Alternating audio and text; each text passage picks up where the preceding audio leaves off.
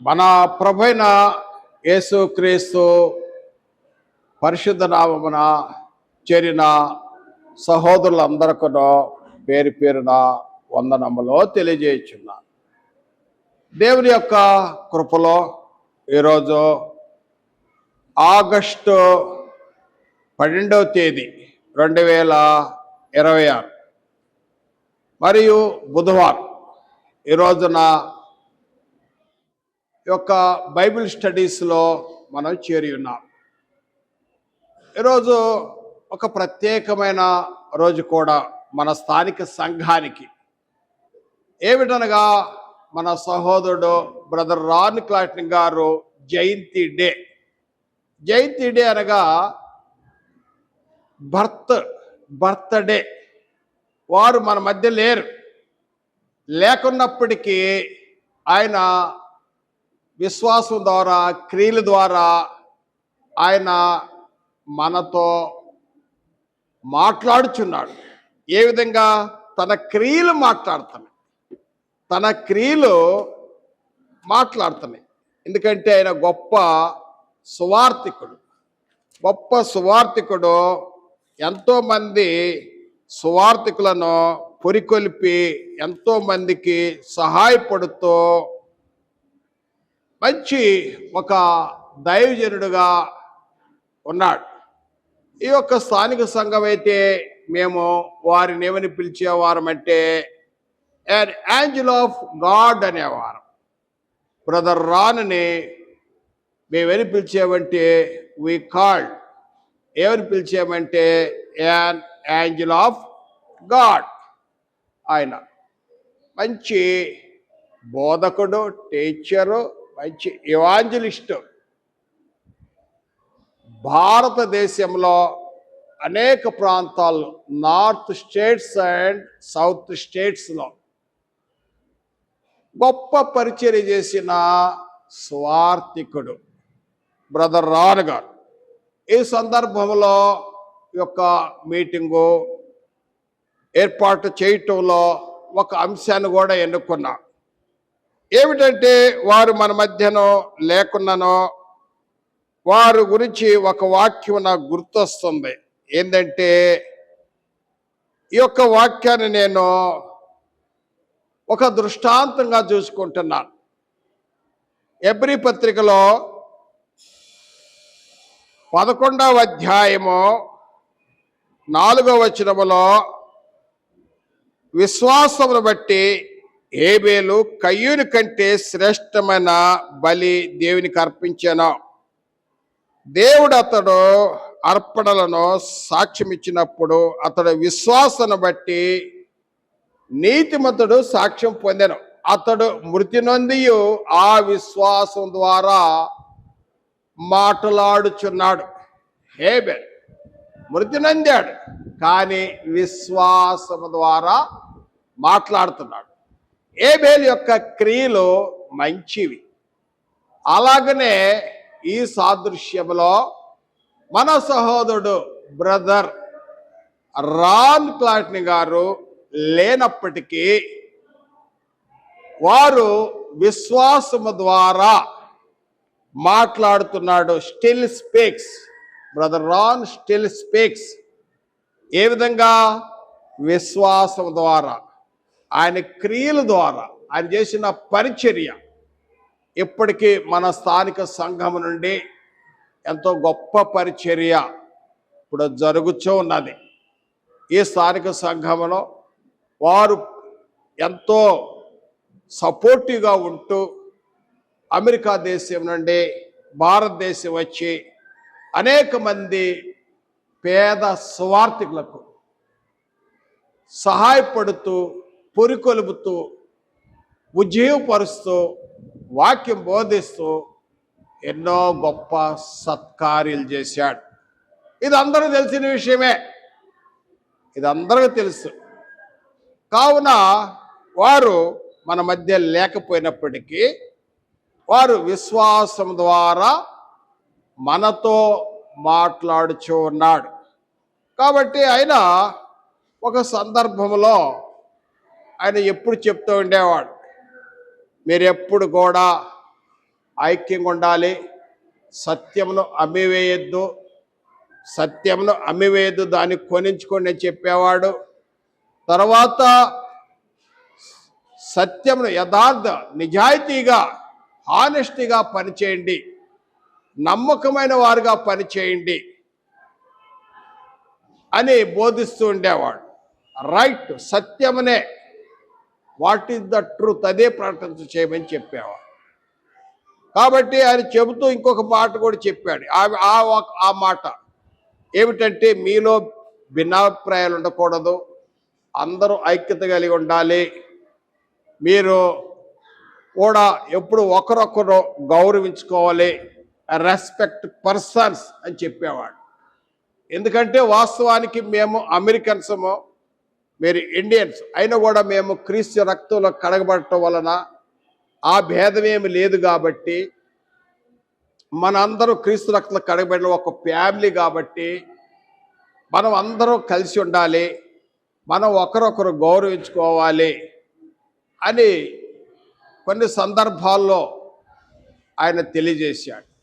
కాబట్టి ఆ విషయంలో నేను ఈరోజు ఏమిటంటే అంశము థీమ్ ఏమనుకున్నామంటే, ఈరోజు థీమ్ ఏంటంటే respect of people, respect of people, వ్యక్తుల పట్ల గౌరవము అనే విషయాన్ని జ్ఞాపకం చేస్తూ ఈరోజు మనం పాఠం నేర్చుకుందాం. తెలుగులో ఏముందంటే వ్యక్తుల పట్ల గౌరవము, వ్యక్తుల పట్ల గౌరవము అనే అంశాన్ని గురించి ఈరోజు మనం క్రైస్తవులుగా మనకి ఈ సబ్జెక్టు తెలిసి ఉండాలి. మనం క్రైస్తవులు కాబట్టి ఒకరు ఏ విధంగా రెస్పెక్ట్ చేసుకోవాలి, గౌరవము, ఈ సబ్జెక్టు గురించి మనం ఈరోజు తెలుసుకుందాం. కాబట్టి ప్రార్థన చేసుకొని కార్యక్రమము ప్రారంభించుకుందాం. దయచేసి శ్రద్ధగా వినవాలి, చాలా మంచి వర్తమానం ఇది. ప్రార్థన. పరిశుద్ధైన తండ్రి, మిమ్మల్ని స్తుతిస్తున్నా. వాక్యం వీధి కనుక మీరు మాకు బోధించి సహాయం దయచేయండి. మేము వ్యక్తుల పట్ల, ఇతరుల ఎడల ఏ విధంగా గౌరవంగా నడుచుకోవాలో, ఇది క్రైస్తవులైన మాకు ఇది ఒక క్రమశిక్షణ కనుక మేము ఈ పాఠం నేర్చుకోవటానికి మరియు వర్తమానం విన్నవారు అందరికి కూడా ఎంతో మేలుకరంగా దీవెనకరంగా ఉండేలాగున సహాయం చేయమని వాక్యము ద్వారా మీరు మాట్లాడమని యేసుక్రీస్తు నామమున ప్రార్థించి వేడుకొనుచున్నాము తండ్రి, ఆమేన్. ప్రియమైన సహోదరులారా, ఈరోజు వర్తమానము మనం ధ్యానిస్తున్నాము. ఏమిటంటే అంశము రెస్పెక్ట్ ఆఫ్ పీపుల్స్, వ్యక్తుల పట్ల గౌరవము అనే అంశాన్ని గురించి మనం ఈరోజు ఈ పాఠములో నేర్చుకుందాం. ఈ పాఠం చాలా ప్రాముఖ్యం. గౌరవించటం అనేది ఒక క్రమశిక్షణను చూపిస్తుంది. క్రమశిక్షణగా లేకపోతే మన ఎంత భక్తి ఉన్నా కూడా వ్యర్థమే. కాబట్టి ఈ యొక్క విషయాన్ని మనం చూసినట్టయితే నా ప్రియమైన సహోదరులారా, లేఖన భాగము చదువుకుందాం. లేవి కాండము దయచేసి గమనించండి. 19వ అధ్యాయము 32వ వచనము చదువుచున్నాం. లేవి కాండము 19వ అధ్యాయము 32వ వచనము.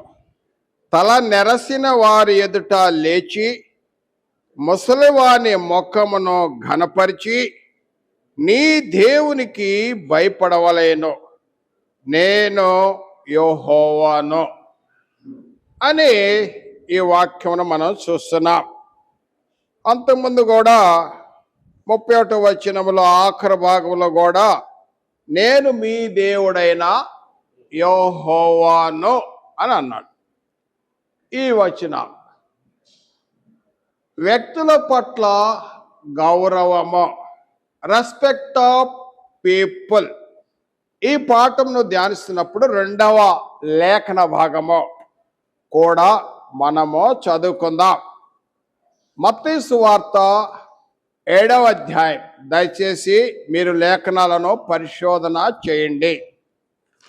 మత్తయి సువార్త 7వ అధ్యాయము 12వ వచనం. 12వ వచనము చూసినట్లయితే ఇది బంగారు సూత్రం అంటారు.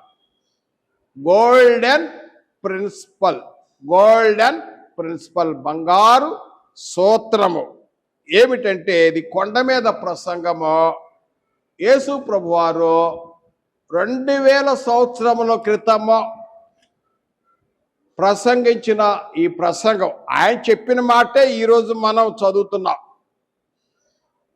వాస్తవానికి 2000 సంవత్సరాలప్పుడు యేసు ప్రభువారు కొండ మీద పలికిన మాటను, పరిశుద్ధాత్మ చేత ప్రేరేపబడి రాయబడిన ఈ మాటను, యేసు ప్రభువారు పలికిన మాటను ఈరోజు మరలా పలుకుతున్నా. చూడండి, మనం చదువుతున్న ఎంత భాగ్యం, ఒకసారి గమనించండి. 12వ వచనంలో ఏముంది? కావున మనుష్యులు మీకు ఏమి చేయవలని మీరు కోరుదురో అలాగునే మీరును వారికి చేయుడి. ఇది ధర్మశాస్త్రమును ప్రవక్తల ఉపదేశమునై ఉన్నది. ఇది 2వ లేఖ భాగం. ఏంటంటే ఒకరు ఏ విధంగా గౌరవించాలి, లేకపోతే మనము ఏ విధంగా సన్మానించాలి, ఏ విధంగా మనము వినయము కలిగి ఉండాలి అనే విషయాల్లో చక్కని మాట. ఇప్పుడు అంశం గురించి కొంత పరిచయం చేస్తాను. రెస్పెక్ట్ ఆఫ్ పర్సన్స్, వ్యక్తుల పట్ల గౌరవము. ఇది మన ఆత్మీయ జీవితానికి చాలా ప్రాముఖ్యము. రెస్పెక్ట్ అంటే ఏంటి? గౌరవము. గౌరవము అన్న మాటకు ఏంటంటే ఇతరులు మాట్లాడేటప్పుడు ఓపికగా వారు చెప్పే మాటకు విలువివ్వటం. ఏమి చెప్తున్నారో ఆ మాటకు విలువివ్వటం. విలువిచ్చినప్పుడు దాన్ని గౌరవము అంటాం. తర్వాత చూడైతే ఈ విషయంలో గౌరవం గురించి ఇంకా పరిచయంలో ఏంటంటే ప్రేమ అనురాగములు కలిగిన వారై ఘనత విషయంలో ఒకరికంటే ఒకరు గొప్పవారుగా తలంచటం. ప్రేమ అనురాగాలు కలిగిన వారై ఘనత విషయంలో ఒకరికంటే ఒకరు గొప్పవారుగా ఎంచటం. తర్వాత చూడైతే కక్షలు, ద్వేషములు, అసూయలు అలాంటి లేకుండా వినయ మనస్కులు కలిగి ఒకరికంటే ఒకరు యోగ్యులుగా ఎంచుకోవటం గౌరవము. అర్థమైందండి? ఒకరిను గౌరవించటం, రెస్పెక్ట్. దీని గురించి బైబిల్ చక్కగా బోధిస్తుంది. గౌరవించటం అనేది, గౌరవం అనేది చాలా అవసరం.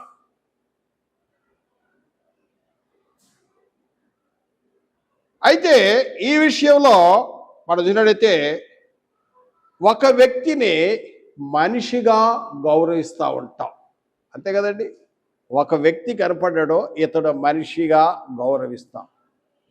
రెండోది, ఒక వ్యక్తి ఆయన అధికారిగా కనపడ్డాడు అనుకోండి, అధికారిగా అతన్ని మనం గౌరవిస్తాం. అధికారులను, ప్రభుత్వాన్ని గౌరవించాలని మన చట్టం బోధిస్తుంది. మనకు బైబిల్ గ్రంథం కూడా బోధిస్తుంది, ప్రభుత్వాన్ని, అధికారులను గౌరవించాలి, వారి కొరకు ప్రార్థన చేయాలని బైబిల్ బోధిస్తుంది. గౌరవం. తర్వాత నడితే నా ప్రియ సహోదరుడా, మనం మూడవదిగా చదివినాం, దేవుడైన యెహోవా సెలవిచ్చాడు, నేను యెహోవాను, నేను మీ దేవుడైన యెహోవాను అని ఇజ్రాయెల్ ప్రజలకు తెలియజేస్తూ అక్కడ లేవి కాండం మనం చదివినాం. అది కొద్దిగా వివరణ చేస్తాను పరిచయం చేయబోయే ముందుగా. లేవి కాండము 19వ అధ్యాయము మనం ముందుగా ఈ మూలవాక్యాన్ని కీ వర్షం చదివాం. ఏమంది మరలా చదువుతున్నాను, దయచేసి మీరు గమనించాలి. తల నెరిసిన వారి ఎదుట లేచి ముసలివాని ముఖమును ఘనపరిచి నీ దేవునికి భయపడవలేనో, నేను యెహోవాను అని చెప్పాడు. ఎవరు చెప్పారు ఈ మాట? యెహోవా చెప్పాడు. ఘనపరచడంలో, సన్మానించటంలో, గౌరవించటంలో ఏమి చేయాలి?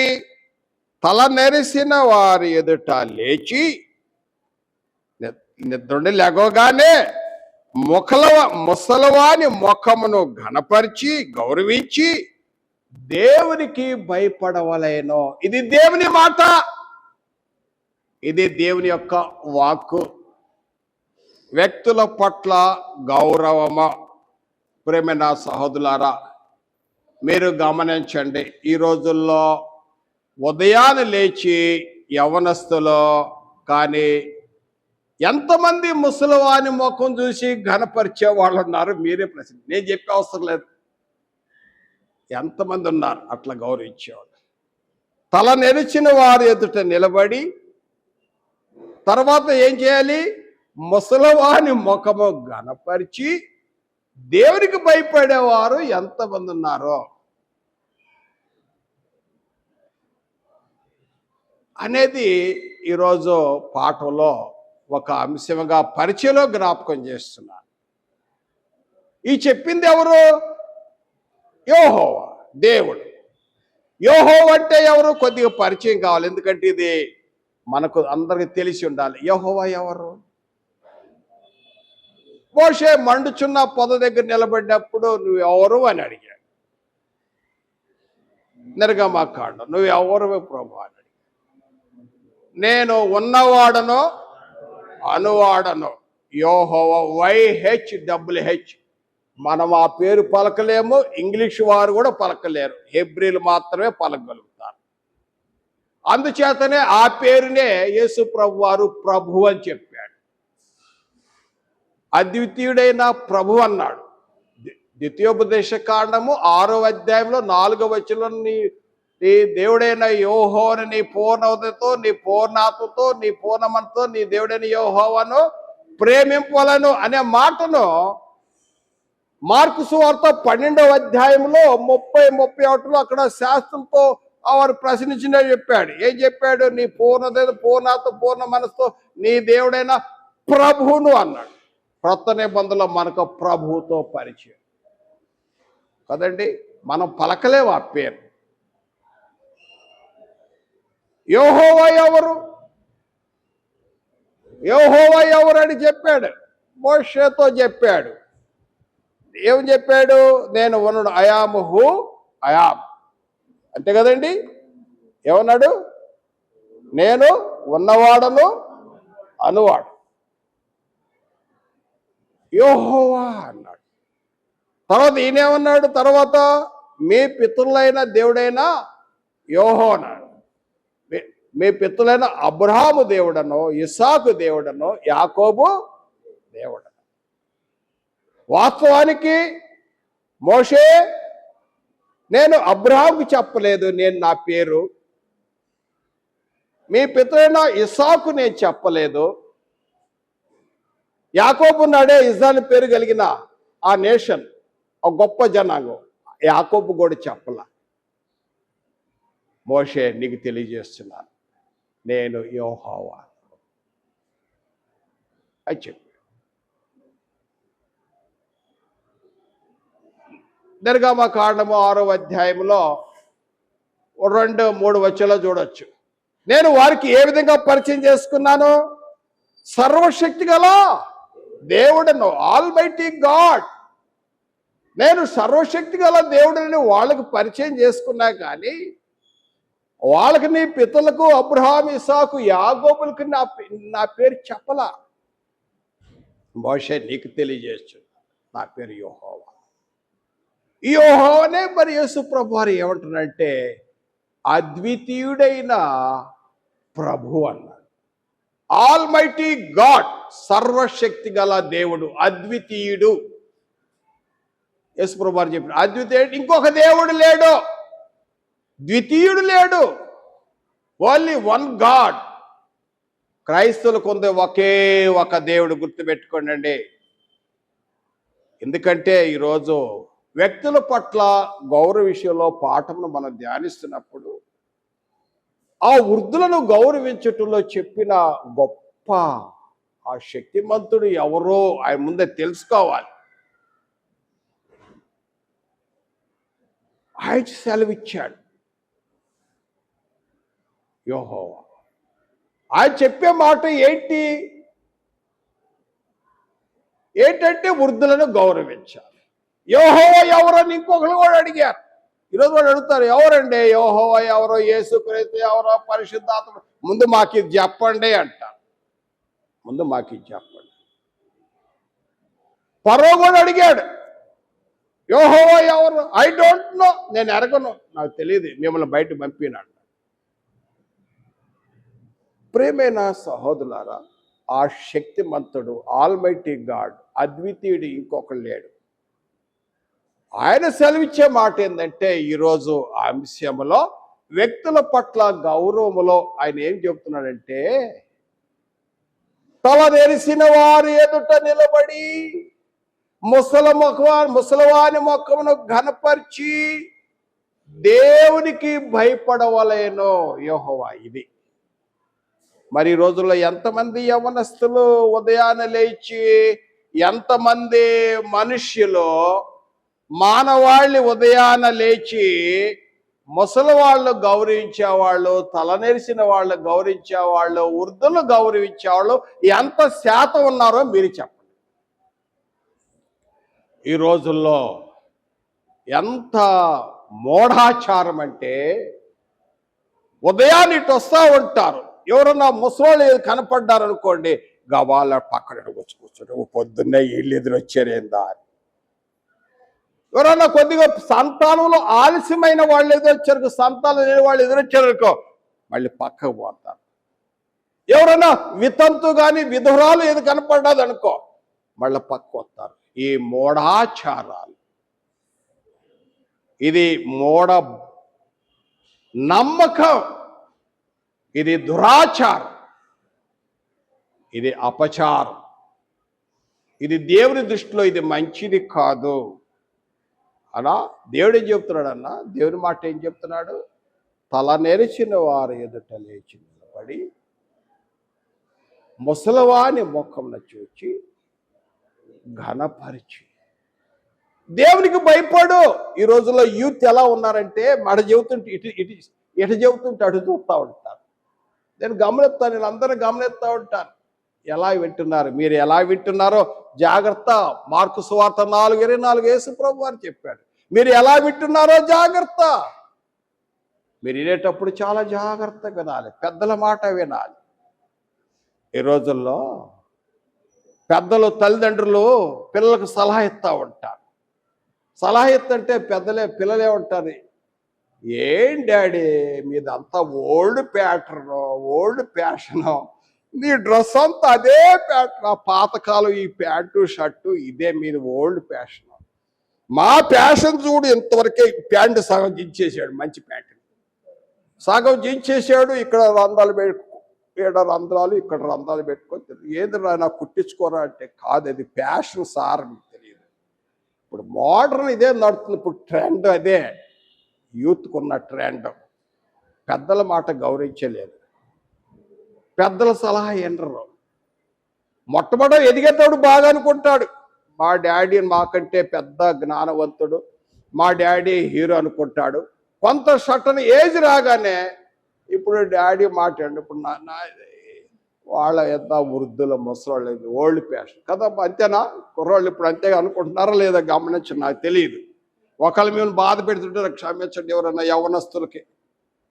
ఏంటంటే దేవుని యొక్క వాక్యం ఏం చెబుతుందంటే, దేవుడు చెప్పిన మాట, పెద్దలను రెస్పెక్ట్ చేయాలి, వృద్ధులను రెస్పెక్ట్ చేయాలి. ఎవరన్నా గబాల్లో పొద్దున్నే వీళ్ళు మోహం చూసి అని పక్క రావటం కాదు. వృద్ధు తల నెరిసిన వాళ్ళు ఎదుట నిలబడి ముసలివాని ముఖం చూచి వారి యొక్క బ్లెస్సింగ్ తీసుకొని ముందుకు సాగాలి. ఇది పరిచయంలో. తర్వాత గౌరవించటంలో యేసు ప్రభు వారు కొండ మీద ప్రసంగంలో 2000 సంవత్సరాలు అప్పుడు చెప్పిన మాట, ఇది కూడా చదువుకున్నాక ఇక వాక్య భాగంలోకి వెళదాం. ఇప్పుడు నేను మీకు పరిచయమే చేస్తున్నాను. మత్తయి సువార్త కొండ మీద ప్రసంగం అది.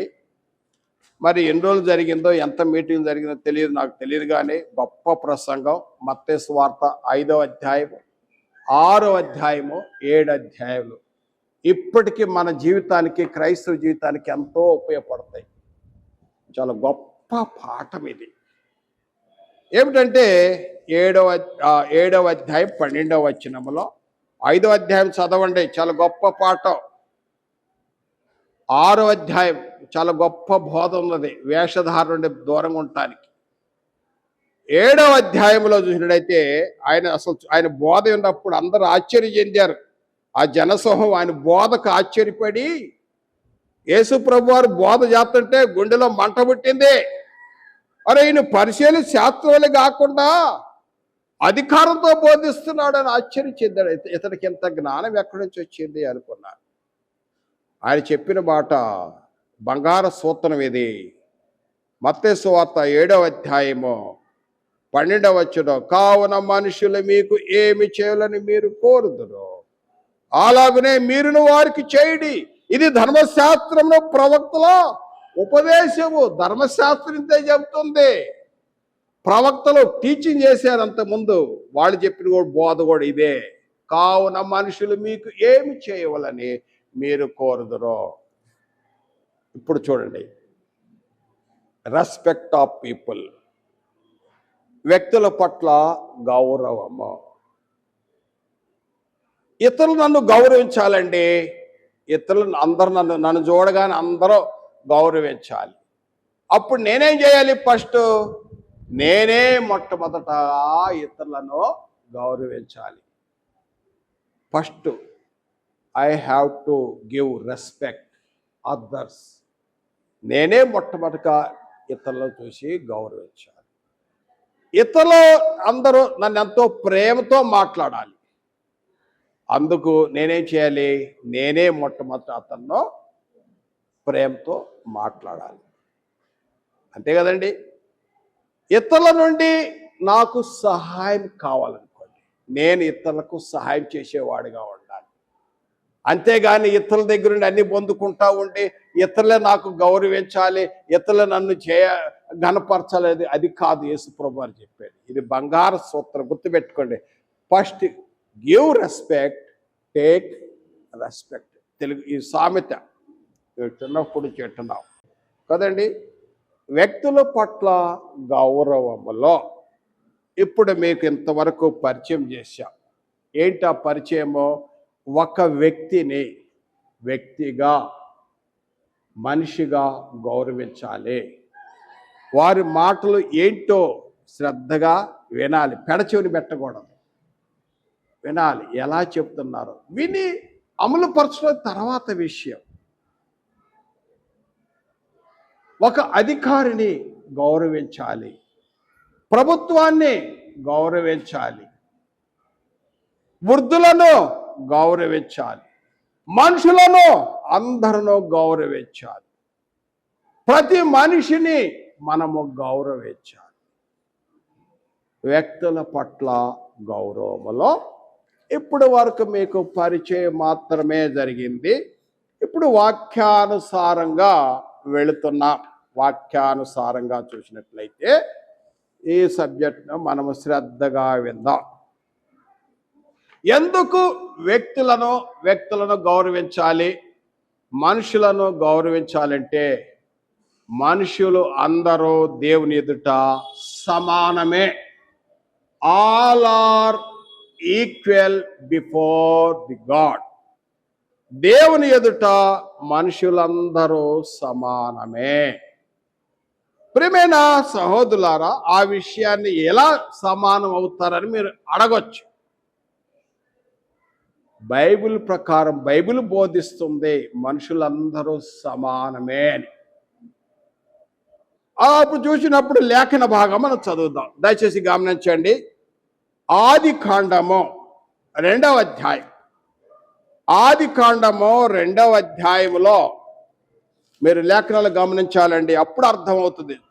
మీరు చదివిన ఎడల మీకు తెలుస్తుంది, చదవకపోతే ఎలా తెలిసింది? చదవాలి. యేసు ప్రభు వారు అంటారు, మీరు చదవలేదా అని అన్నాడు. చదవాలి.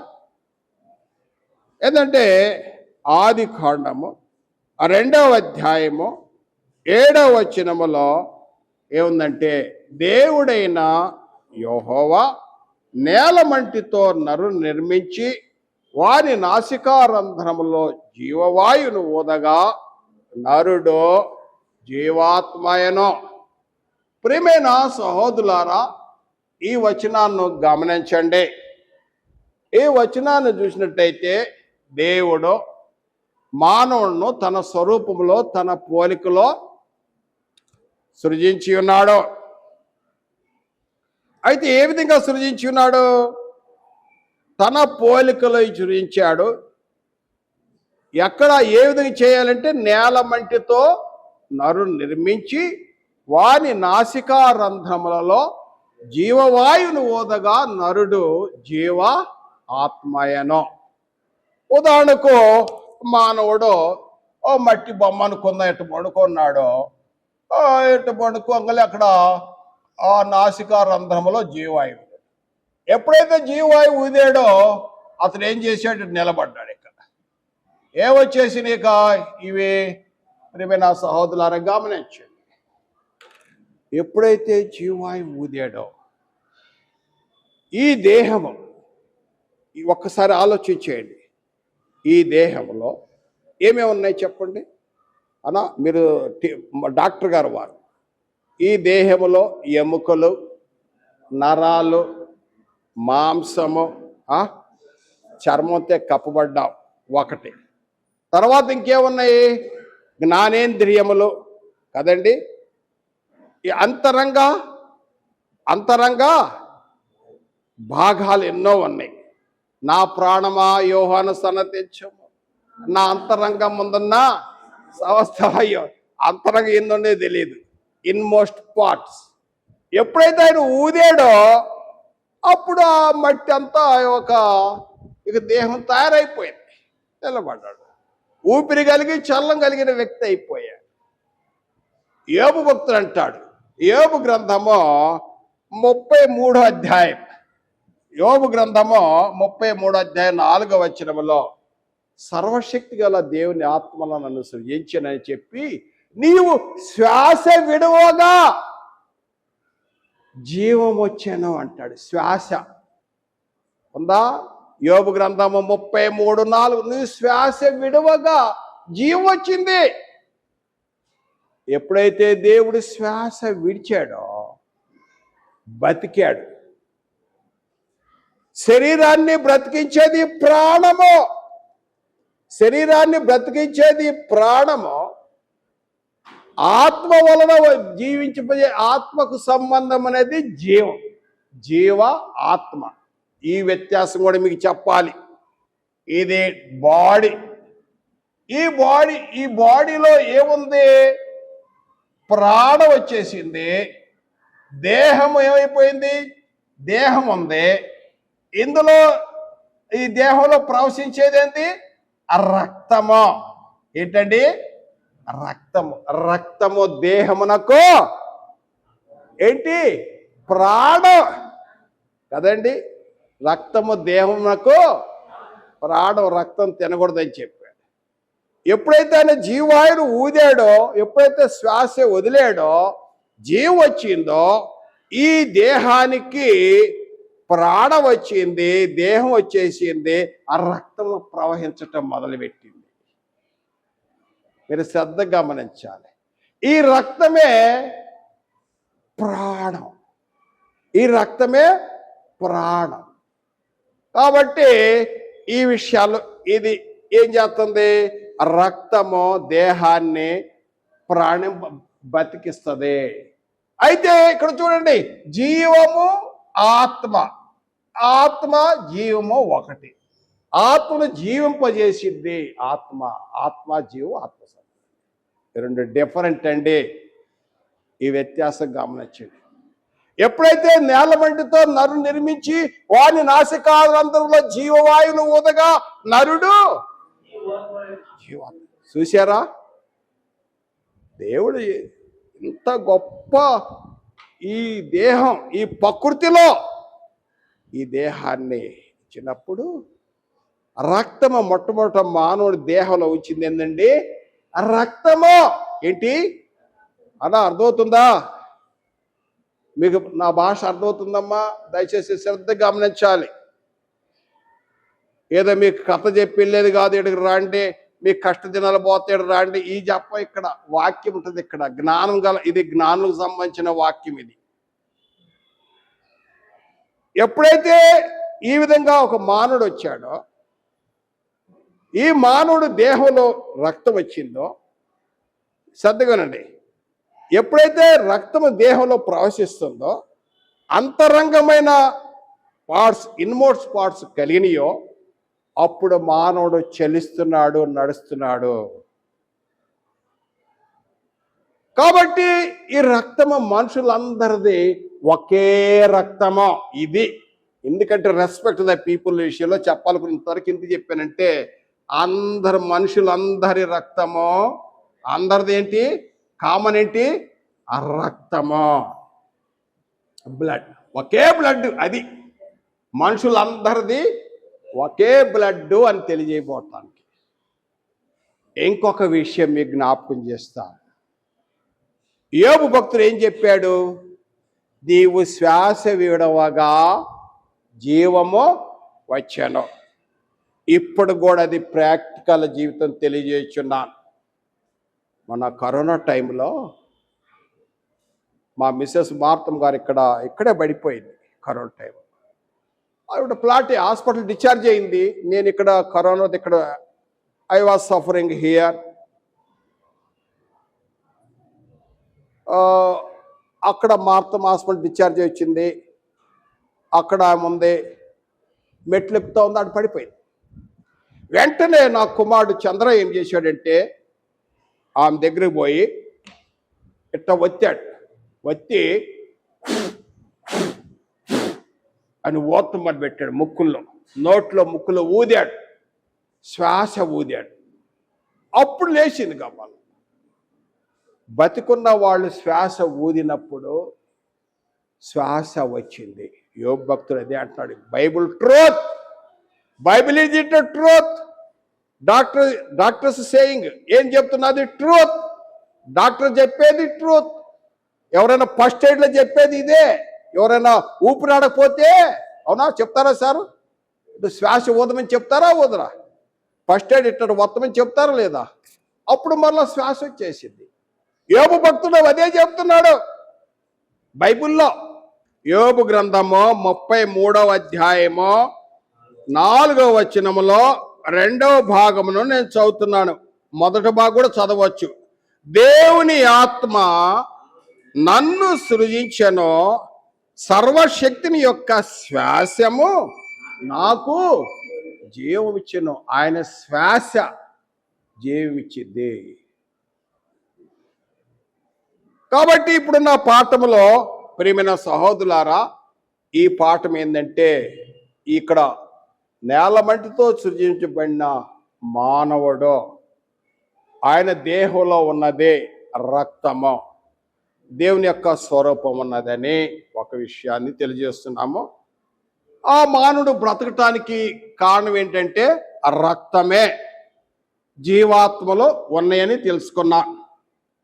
తర్వాత చూసినట్టయితే మరి రెండవదిగా ఆది కాండము 3వ అధ్యాయము 20వ వచనం కూడా ఇది కూడా గమనించాలి. ఎందుకంటే రెస్పెక్ట్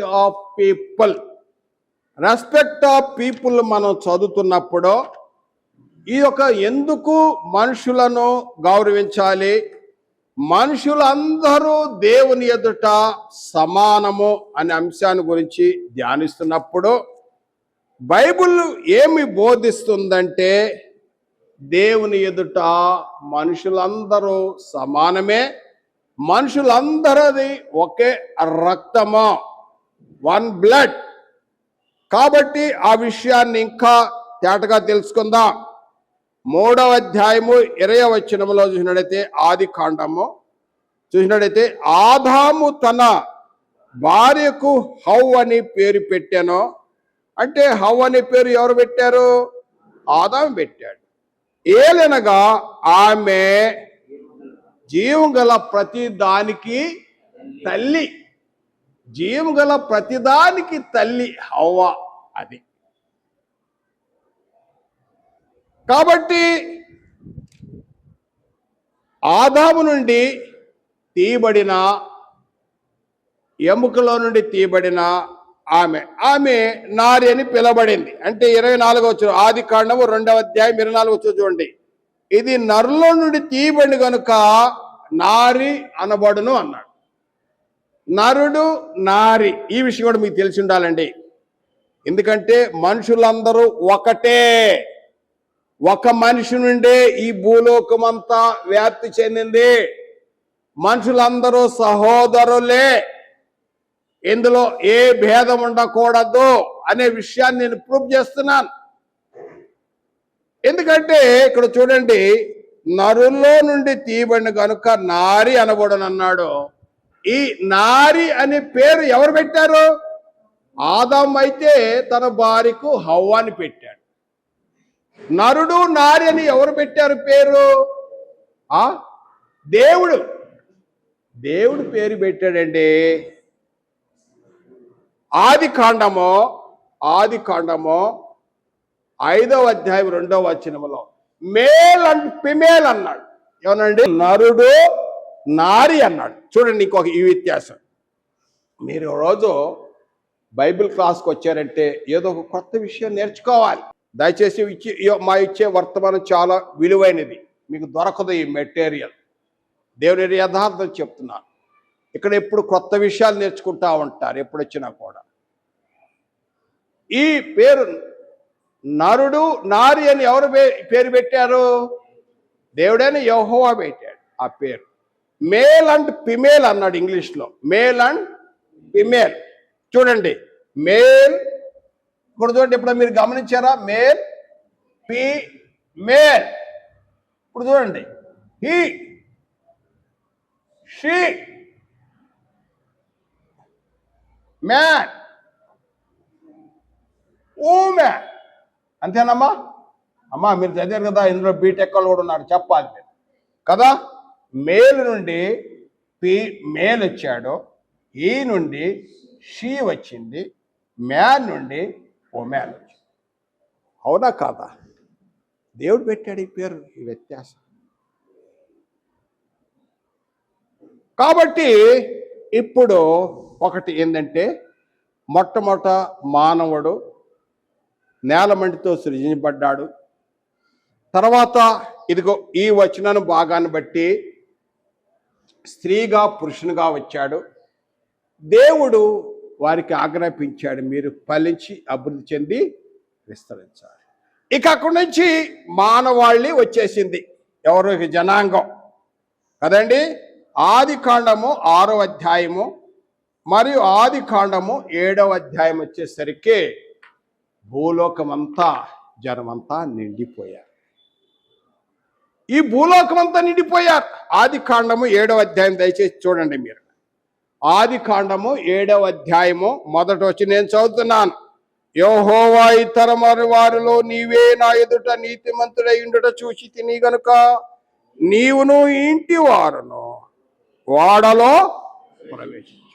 అప్పటికి 6వ అధ్యాయం అంతా చూసినట్టే అప్పటికే దాదాపు క్రీస్తు పూర్వం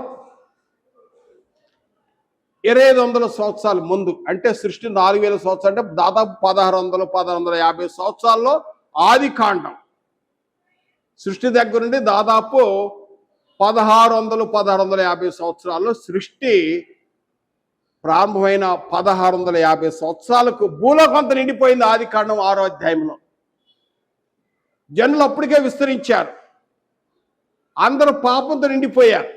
అంత జనాంగం ఎక్కడి నుంచి వచ్చారు? ఒక్క మనిషి నుండే, ఒక్క మనిషి జాతి నుండే, ఒక్క బ్లడ్ నుండే వచ్చారు. నేల మట్టి చేయబడిన ఒక నరు నుండే వచ్చారు. ఆ ఎముకలో నుండి తీయబడ్డ ఇంకొక నారి, వాళ్ళు భార్యాభర్తల సంతాన ఉత్పత్తి జరుగుట వలన వాళ్ళు దాదాపు 1600 సంవత్సరాల్లో భూలోకం అంతా వ్యాప్తి చెందారు. అమ్మ పిల్లలు దగ్గర పెట్టుకోండి, అటు ఇటు రన్నింగ్ చేద్దాం. భూలోకం అంతా వ్యాప్తి చెందారు.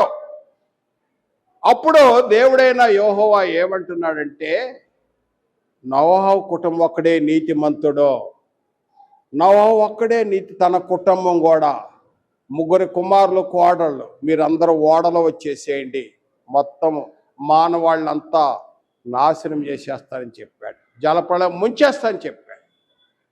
అర్థమవుతుంది కదండి? కాబట్టి వాళ్ళు వచ్చేసారు. ఇక జలప్రళయం అంతా ఒక మానవాళ్ళు, ఒక నోవహు 3 కుమారులు, వాళ్ళు మాత్రమే ఉండారిక.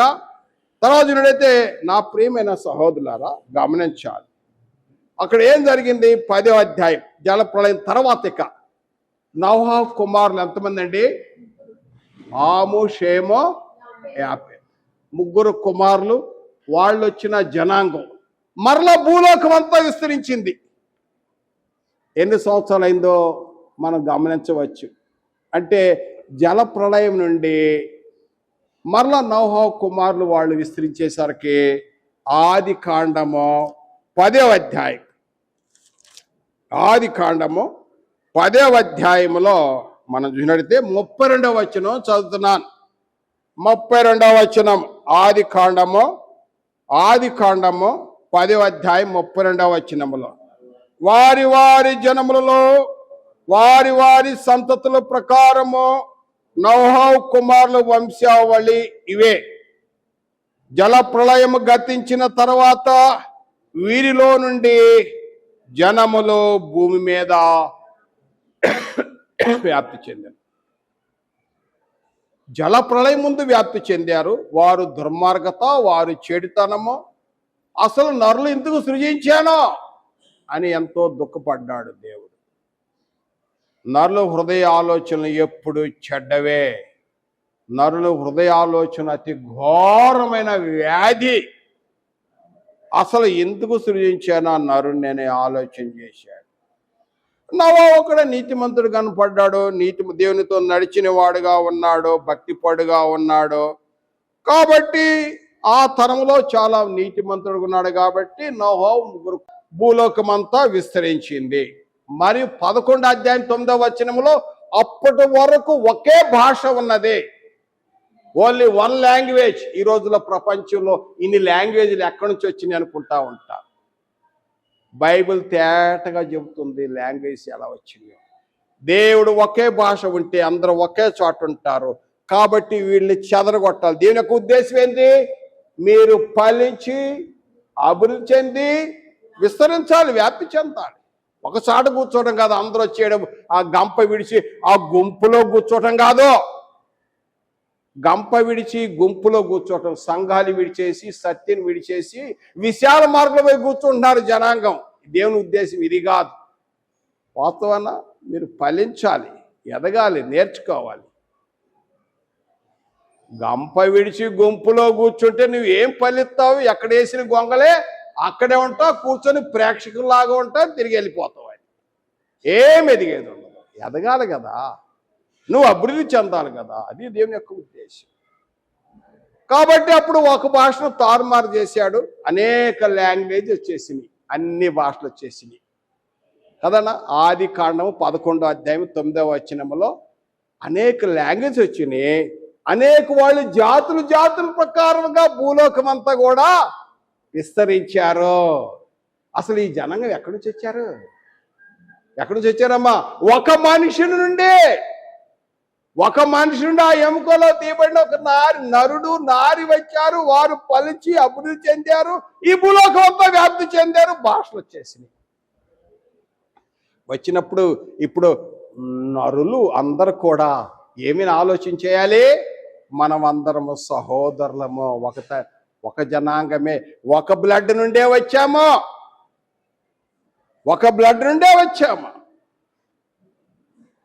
ఒక మనిషి నుండే వచ్చాం, ఒక మనిషి జాతి నుండే ఉత్పత్తి అయ్యాం. అందుచేతే ఆ రెస్పెక్ట్ ఆఫ్ పీపుల్, మనుషులు మనం గౌరవించాలి. మనం మనుషులను గౌరవించాలి. నువ్వు మనుషులను ద్వేషిస్తున్నావా? పొరపాటు అవుతున్నావు.